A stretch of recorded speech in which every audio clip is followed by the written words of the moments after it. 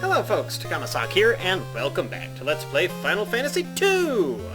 Last time I sold the Phoenix down that was in my inventory, and the only other real preparation I might consider making, I didn't, but to purchase a couple gold needles if you don't have any left over, just for the cockatrices on the way there. And as far as I remember, you can't find them in the next cave, but if you could, it'd be on the very bottom floor there. But I think the biggest main issue with the dungeon coming up is just the sheer number of slime and jelly type monsters, which is pretty much all we fight in this area, unfortunately. Well, once we get in, anyway, the first floor or so. And with those battles, I'll just be cursing one and let my fighters go to town on which one is left over there. Now let's come over here first. This is just one of those dungeons where it really helps to have a dedicated a black mage there. Here we get a gold pin. I've already gone over what those do, so just give it to anybody who doesn't currently have a helmet. And if you forgot, those give 10 agility. Oh goody! Guess what you can meet up with in here? Oh. Well, they're not that common. I don't usually run up with them in here, but... And I'm still equipped with the Ancient Sword. Oh! It can't be helped.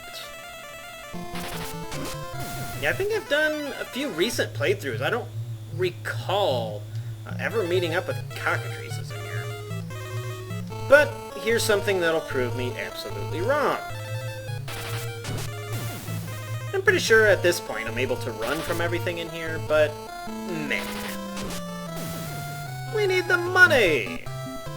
And the stat growth is always wonderful. Look at that. 1,600 for only 3 of those guys. Alright, so one more piece of equipment we can grab. In the form of the black armor. Now, the black armor is pretty much like the gold pin of the armors. It adds, I believe it adds 10 agility. If I recall correctly. But I'll just give that to Maria there. Now she's got all sorts of... Jeez, another cockatrice battle. The game's pretty much throwing it in my face that I'm wrong. Oh well. That's not to say the 12,000 puddings are any better. The hell is that? Looks just like me. Huh. Well, if you kind of remember, it said something about the doppelganger. The translation isn't completely clear on what to do about it, but you need to put the black mask on it. And he dies. Hooray! Easy enough. Let's see here. Let's go up. And just a couple of brains there. We've dealt with those guys before. And we get a power staff, which I don't want to use. NPC food. Somewhere around here. Secret passage. For the flame spear that followed by more very long pudding battles. Oh, you're welcome for not showing those. Very monotonous. And once again, we need to get to the bottom here. And good lord, I completely forgot that specters can cast Break. Oh, God. Oh well, I didn't need those 2 gold needles anyway, hopefully. And misfortune has struck, as I accidentally lost about, 12 minutes of footage or so. So this second half, or second most, ice boat here, of this particular episode, this is kind of a different timeline. My stats are should be very close. I had to replay all the way from the beginning of the Black Mask Cave to get back to this point, but, well, I should be able to show you in pretty much the same manner as I went through the first time there, so. And here we have a new enemy in here, a Boar. Yeah, it's supposed to be a Marlboro there.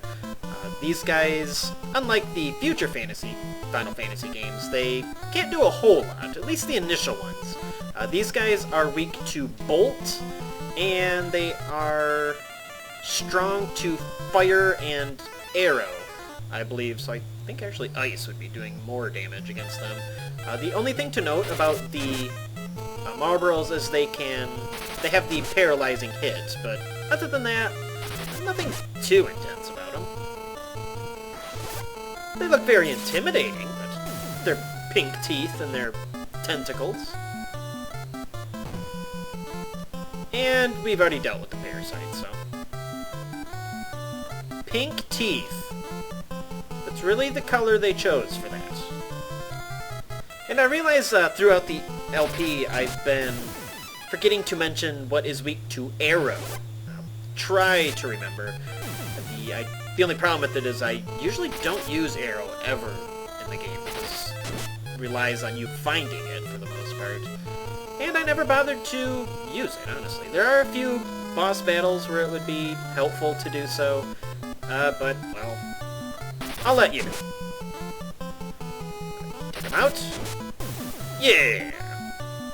Yeah, these guys thankfully pretty easy. No bad breath yet. Excuse me. And trivial stat boosts. This chest up here will be trapped with, I believe, bombs, so I'll grab the ogre axe and be right back. And pretty easy at this point. If you have somebody using axes, I believe you can give them the ogre axe at this point. And as we progress further down, you'll run into more of the more likely we are to run into the enemies that were around Mysidia there, especially the ghosts, to be specific. And another relatively straightforward floor. This floor is pretty much largely the same here. There's a little cutoff through there. And if you go down, it just leads back to this path anyways. The only difference is there's a shortcut to get to the stairs down, but man, there's treasure in here. I could have not gotten the potion, but no, it's a closed chest. It has to be opened. And we finally get a useful door. We get a Silent Bee, which I'm assuming is Silent Bomb. Cast Mute 16 in battle. Phoenix down, and a gold mule. Mild treasure. Let's go down and find some better treasure. You'll like what's at the bottom of this one, aside from the crystal rod. Something very nice. And that was a battle against the flyers that we met over by the Colosseum. I believe you can run up with them for the remainder of this dungeon. This chest is trapped with ghosts, I believe, so be careful after emptying your inventory. There we go. Alright, clear out a little room there. And we get a drain book! Yay. Getting pretty lucky with the ghost battles. They're not being super aggressive this time. Usually those guys just want nothing better than to have me cursed or paralyzed, but... well, pretty tame so far. Oh well. We can get a mini book here. Once again, if you want to use that, those spells are really good and a little abusive. Later in the game, you can actually use them on bosses and it'll instantly kill them there. Yeah, just for the sake of collecting them. You don't have to collect these next 4 because they are just 4 potions. I'll just tell you now. If you don't want to clear out your inventory, well, don't bother. There we go. More potion! I broke the game. Oh well. I've never had this glitch before. That's awesome. And it came back after a battle, thankfully. That was awesome. I didn't know you could even do that in this game. Fun for everyone. Sure. Let's show a flyer. Yeah, just murder it. Don't even want to bother cursing them at this point.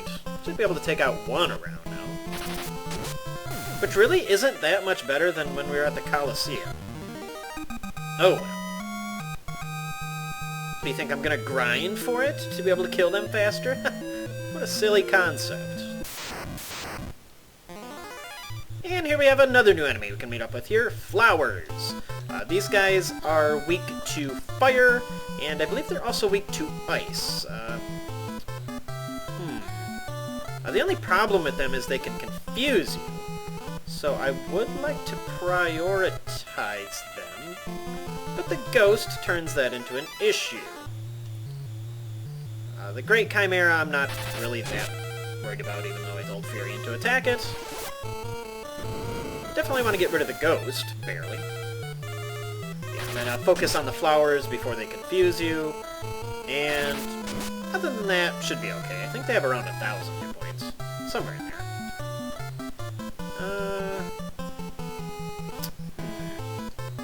Just for insurance, I'll send one more after the first one there. Alright. Burn! Haha! Can I kill him before I get fire breathed on him? Uh-oh. Hooray, no fire! I consider that a victory in itself.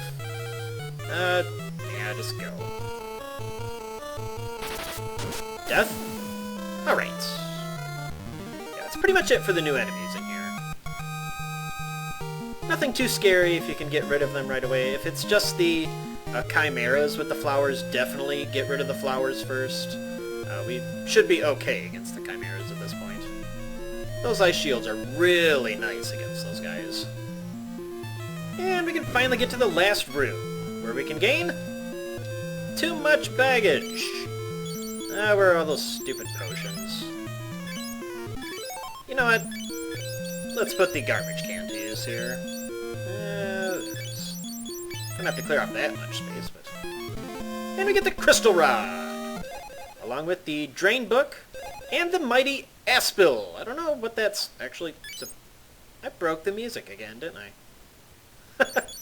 Well, whatever. Aspil is the MP version of Drain, so Aspil will drain MP from enemies instead of HP, and that is extremely nice. It basically turns Maria into a bottomless pit of MP now, so we will put that to use. I'm not going to grind it, but I will use it when she's low on MP. It'll probably take around 30, 40, pretty much like an ether. The awesome thing about it is that enemies don't even need to have MP for you to be able to steal from them. So that's awesome with this game. I believe the only other way to find that specific skill is... This is so eerie in silence. Is to find it from enemies. But, well, now that we have it, we can...